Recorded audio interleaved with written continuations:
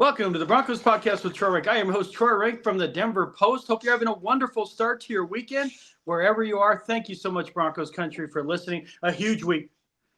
Broncos v. Eagles in Philadelphia. The city's already on fire. They got Dodgers and Phillies going in the NLDS. That place is nuts. The Citizens Bank, the bank. But it's not much different on a Sunday in Philly for this football team. They've won 20 of their last 21 games, 11 straight at home. They haven't lost a home game since last September. So even as bad as they are offensively right now, and they're completely unbalanced, they find ways to win. But can't the Broncos upset them? There is a path. There is a path to victory. And if they won, what would that mean for Sean Payton and this team? We're going to get to all of it after the break.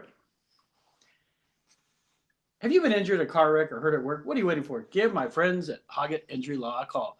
Their motto, with us, it's personal. That's because it is. I've known Darby Hoggatt forever.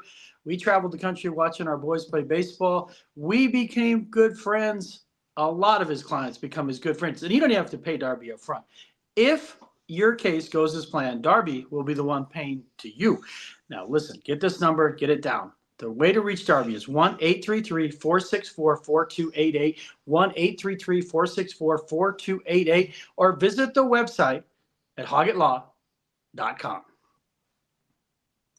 Welcome back to the Broncos Pod with Troy Rank. I'm your host, Troy Rank from the Denver Post. I would encourage, first and foremost, if you can, read Denver Post, our Broncos coverage this week. Just some great stories from Parker Gabriel, Luca Evans, guys who are regularly on my pod, colleagues of mine. I have a column from Tuesday on we finally saw the real Bo Nix after kind of a clunky first three games. And I have a column explaining why Evan Engram has been more of a ghost than a joker in the three games he has played this season. He's been ineffective, injured. We'll get into more of that as this pod goes on, but he's got to be better. I mean, I think that goes without saying that he's got to be better, but it's not just him. It's not just Payton. It's a lot of factors. So we'll talk about that here in a second. But let's look first at what this victory would mean for Sean Payton. It would be his signature win as the Broncos coach. Right now, in his third season in Denver, he's got two wins that really jump off the page. At Buffalo, it was a weird win. Lutz got a mulligan, and they win on Monday night. That was a big win, but that team didn't reach the playoffs. It certainly started the change of culture and creating the confidence and attitude, but they didn't reach the playoffs, but that was a big win. For me, the one that sticks out right now is the defining win is the win over Tampa Bay last year after they started the season 0-2. Given little chance to win that game against a great defense. And Tampa was dealing with some injuries, but regardless, you go to Tampa as a heavy underdog, you win that, then you beat the Jets, season's back on track. It does result in a playoff berth, and it created a season where these Broncos players now believe they can win and believe they will win when they enter games. They've eliminated the hope factor, if you will, because for several years there, they go on the road against a good team. They're just like, well, if everything goes right, we hope we can win. This team, and Peyton Manning, there's a column, if you Google it, Troy Rank, Peyton Manning interview, Broncos preview section. He talked about that transition teams make from hope to belief. And he's been around this group a little bit. And he said, he senses a belief, certainly senses that from Sean Payton, a belief they can win. And that's powerful. And that's part of what you can sense with players being in the locker room this week. They understand what's at stake. They can lose this game and be fine. This isn't a division game, and it's not even in the AFC.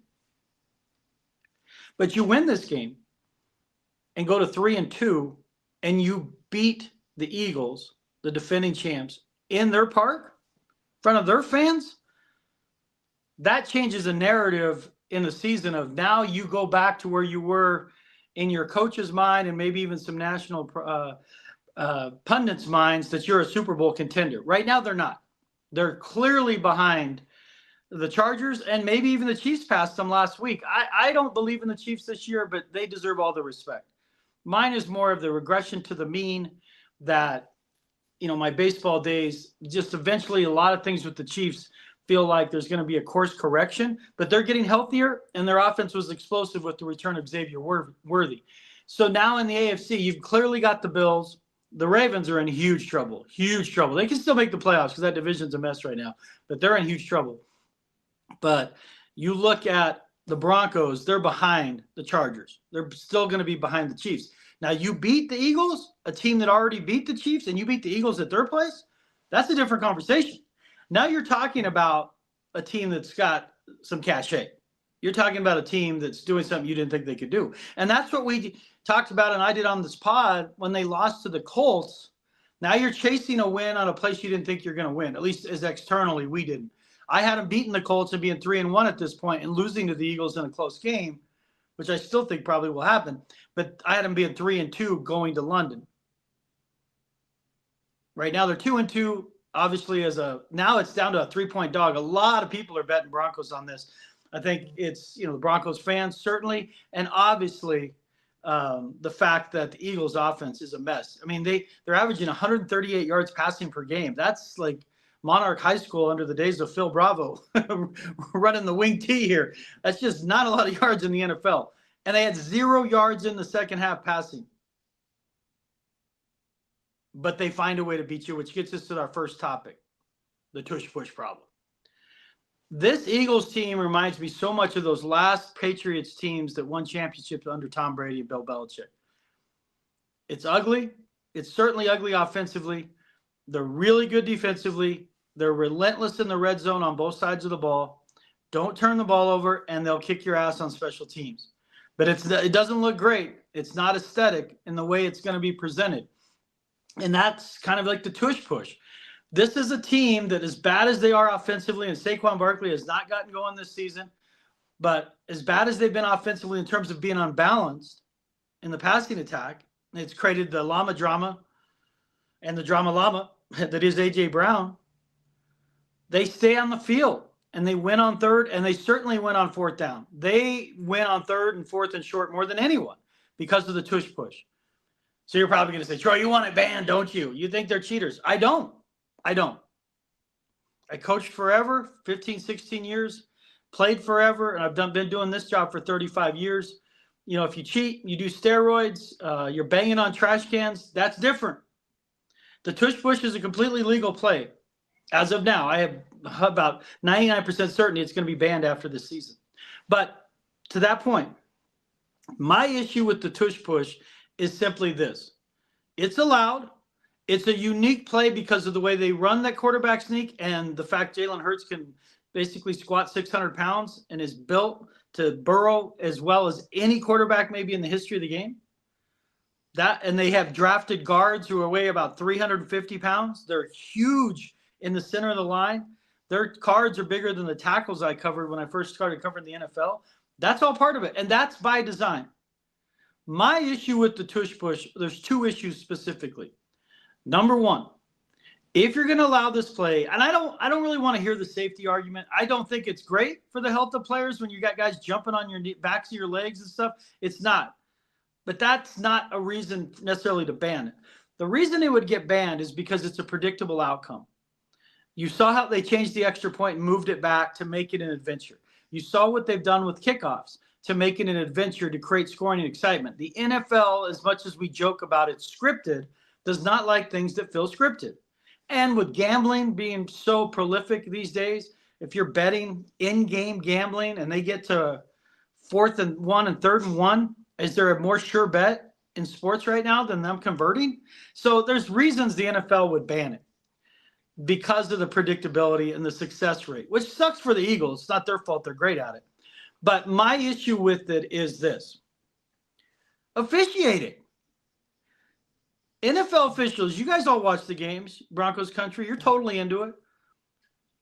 How many games do we watch where we see so many phantom calls, ticky-tack calls? I mean, Luke Wattenberg got called for 5 penalties last week. I'd say 2 of them were legitimate. The other 3 were, you can call that every play.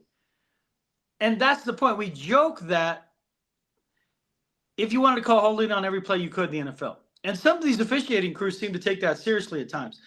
But how about we call movement on the Tush Push, the motion, the illegal motion, the false starts, all of that has to be in play. And you saw it against the Chiefs and Eagles. And I talked to Alex Singleton about this. I said, Alex, what is your opinion of the tush push? He's like, hey, we got to stop it. He's old school. He coached high school football during the COVID break, the COVID pause. He was coaching when the NFL was down for a bit off season. He was coaching out in Southern California, that Thousands Oaks area. So he's coached it. He's around kids.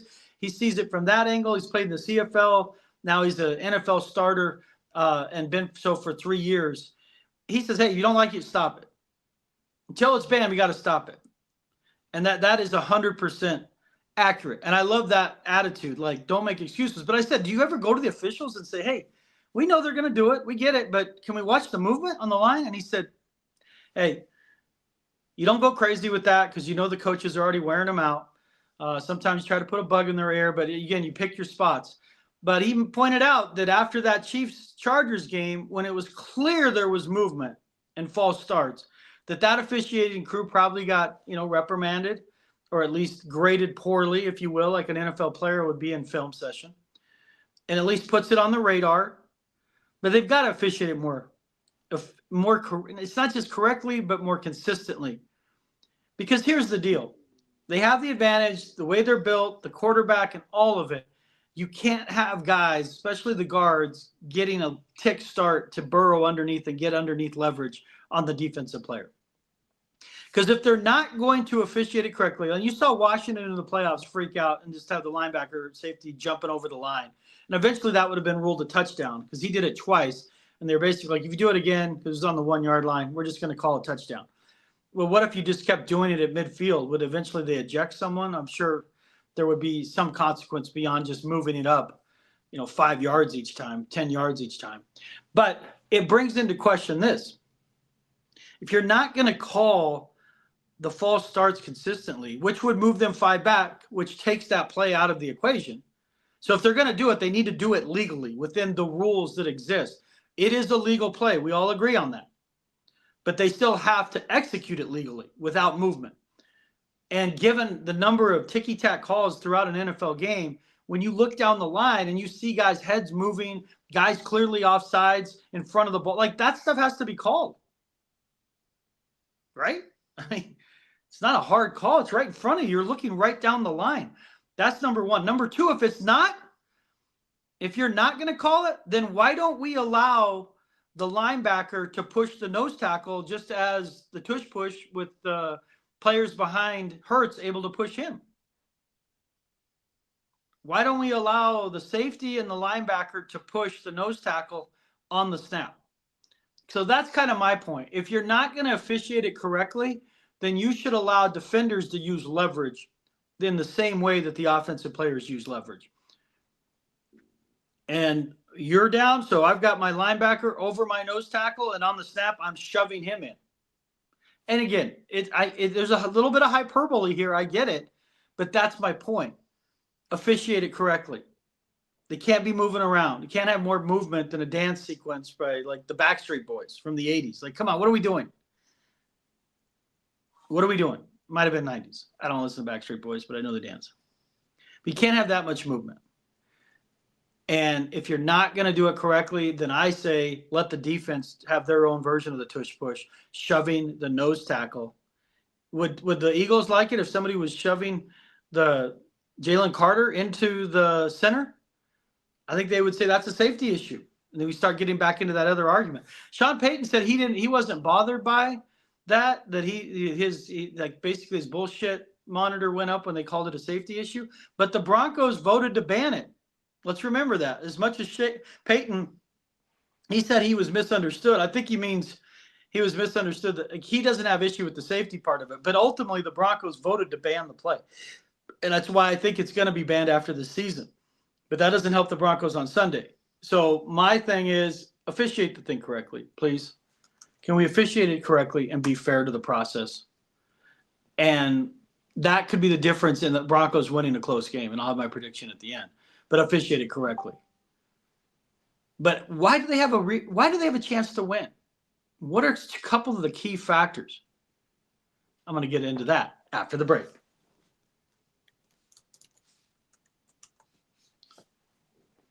When you face curveballs from family challenges, divorce, legal separation, child support, alimony, custody, you need a lawyer who understands human dynamics, the courtroom, and is willing to fight for you. You need Ted Shih. Graduate of the Cal Berkeley Law School, Ted brings 40 years of courtroom and 20 years of family law experience to your corner. Ted's been a social worker, a police detective, but first and foremost, a trial lawyer. He has tried cases across the country and in Colorado, obviously. Martindale Hubbell ranks Ted among the top lawyers in the United States. You want an expert to navigate your family challenge? Call Ted. Ted's passion is putting you first. He will work to settle your case, but he is not afraid to go toe-to-toe in a trial to protect your interests. Ted can be reached at theoshih@aol.com. That's the OSHIH at AOL.com, or give Ted a call, 303-475-2981. That number again, 303-475-2981. Ted promises to respond to your concerns within 24 hours, 365 days a year. Welcome back to the Broncos Pod. I'm your host, Troy Renck from the Denver Post. Hope you're reading all my columns. If there's a column you've missed and you're not a subscriber to the Post, email me at trink@denverpost.com. I get X amount of free links a week. I'd be happy to send you a free link if that's your way to kind of get exposed to my writing at the Post. So just email me there. I can't do it, obviously, every day. I only have a certain amount. But if you're interested in reading a column and you don't have a subscription, but you want to maybe try and see what it looks like, see if you like my writing, obviously I hope you do, email me at trink@denverpost.com and say, hey, I'd love to see that story. Can you send me a link and I can see what I can do? I'd like to help you out there. I want you to read it and see what you think. I get a lot of my best ideas from emailers, my Twitter village, even some folks on Facebook that see the game a little differently. Your passion and the way you watch it is sometimes different than we watch it as writers. So I really respect those opinions. So let me know if it's something you want to read and you're not a subscriber. If you are a subscriber, thank you so much to help keep journalism alive. It really means a lot to us. But we're going to be there on Sunday chronicling it all, and then we fly to London on Monday to Broncos v. Jets, and what could be the start of a nice run for them. They go Jets, come back, play Giants. You got Cowboys. You got some Raiders. You got some winnable games. But, man, let's be honest. You win this one, as we said, signature win for Sean Payton. You're 3-2. You're feeling like you're a top 10 team easily in the league. You lose it, you got work to do and on the backside. But how could you win? Well, let's look at this. The Broncos defense versus Jalen Hurts. Jalen Hurts is such a unique quarterback that there's games he just absolutely disappears in the passing game. And so when he went 0 for 8 last week with no passing yards in the second half in an NFL game, and they won, most would be shocked. But I saw a similar game when they played the Broncos like 4 years ago. I think it was his rookie year against Vic Fangio as the head coach. And I think he had 3 yards passing in the second half of that game. And the Eagles won on the road, as they did on the road at Tampa. But if you can make Jalen Hurts one-dimensional, Barkley hasn't exactly torn it up, but he's still Saquon Barkley, the most explosive back in the game on most Sundays. If you can make them predictable, and Hurts is going to run, but if you can make them one-dimensional, where they get into 3rd and 5s, 3rd and 7s, and have to pass to A.J. Brown with Pat Surtain on him, that's advantage Broncos. With the pressure they bring, no one's generating more pressure than the Broncos right now. Nick Bonito looks like a Defensive Player of the Year candidate with his sack total and his get-off right now. It's just been amazing.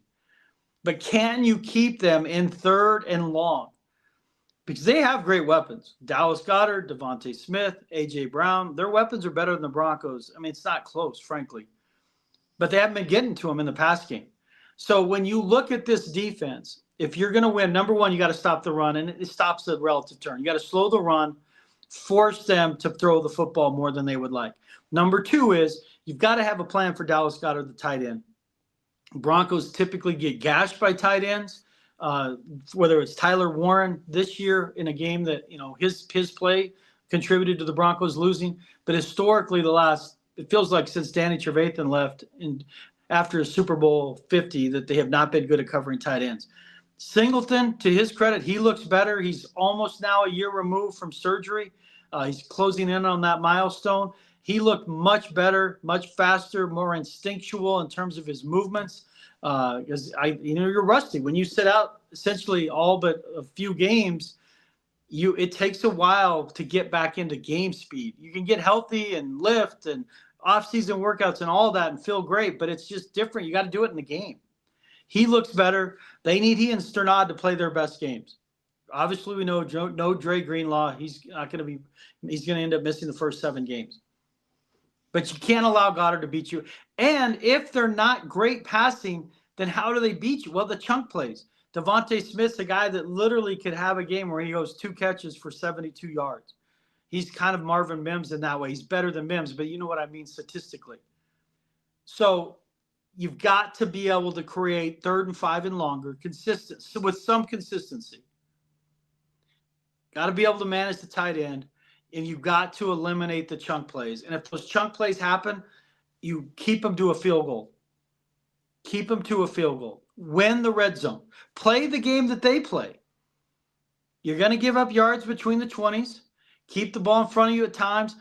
Defend the run like crazy. And then force the ball to Pat Surtain on 3rd down where Hurts has to force it into A.J. Brown, the drama llama.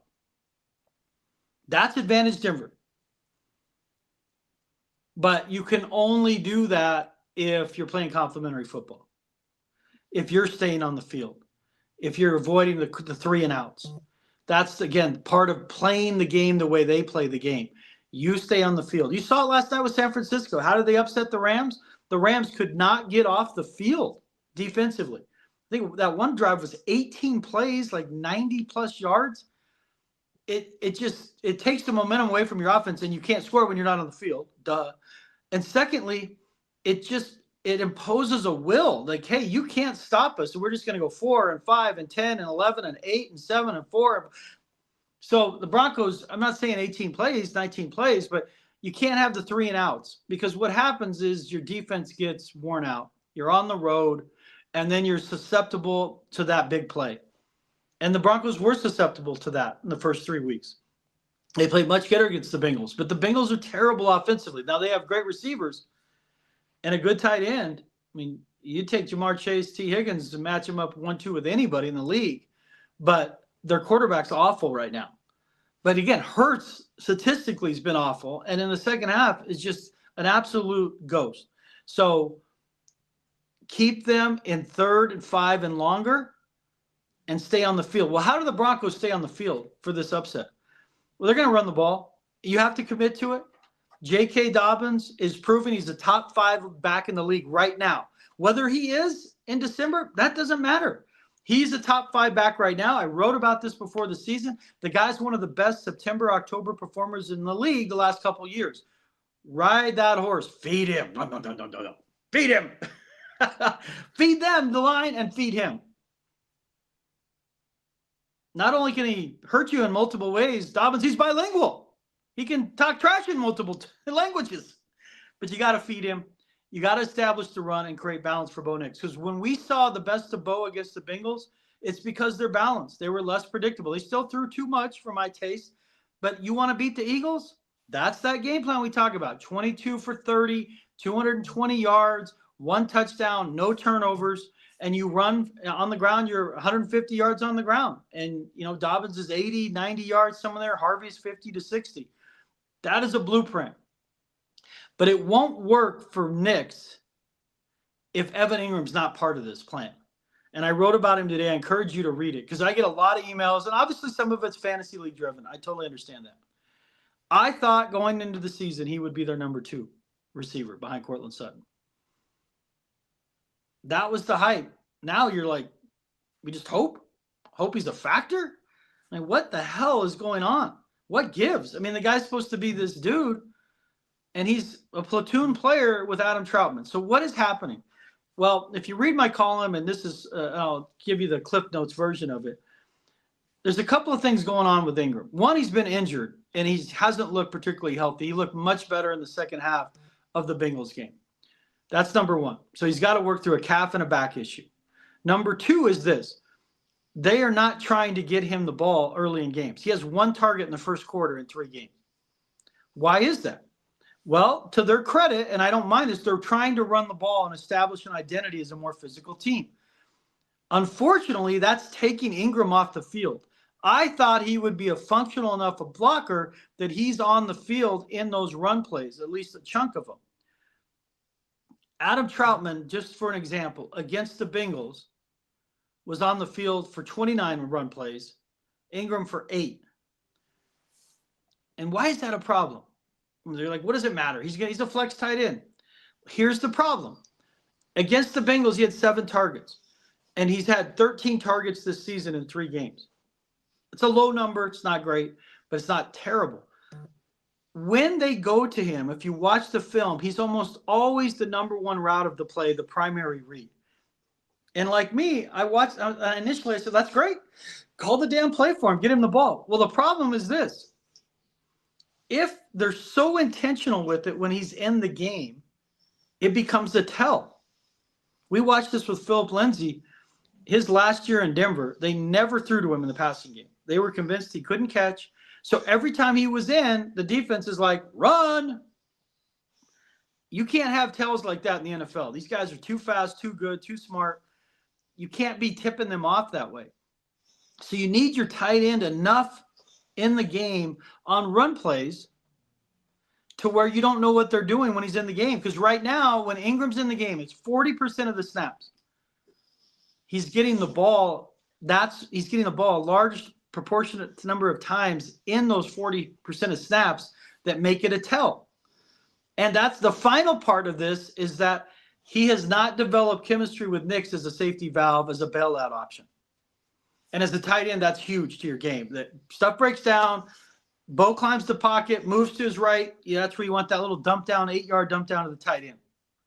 I thought they would do a little more RPO and line Engram up like a slot guy, and then RPO fake. Like you see the Ravens do that a lot with Andrews and Lively.